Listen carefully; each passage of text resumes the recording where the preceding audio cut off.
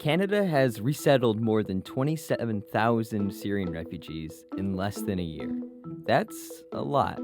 In fact, comparing how many refugees Canada has taken in to the size of its economy, one study showed the country is one of the best at doing its fair share.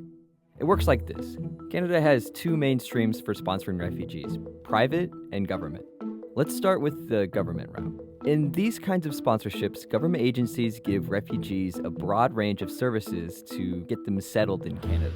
Things like ESL training, employment services, housing, refugee resettlement, and mental health counseling. Pretty much anything that will make living in Canada easier are all taken care of. These kinds of agencies are in 36 communities throughout Canada, and on top of those are hundreds of other organizations helping provide services for the refugees.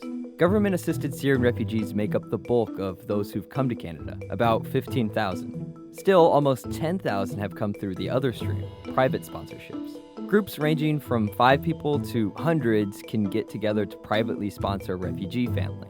Sponsors need to raise anywhere from $12,600 to $32,500 Canadian. In USD, that's about $9,900 to $25,500. The more members the family has, the more money the sponsor needs to raise. Once the sponsors have that money, they simply wait for the government to match them with a family. Then it's a matter of picking up the family from the airport, moving them into a house, giving them furniture, providing emotional support, and answering any questions they might have. They do this for a year, and of course, they won't be able to provide everything, so private sponsors will work with agencies to help with technical matters. That's stuff like teaching English and getting them health or residency cards. What makes Canada's system even more impressive is comparing it to its neighbor, which hasn't even come close to resettling its fair share of refugees. For Newsy, I'm Jake Godin.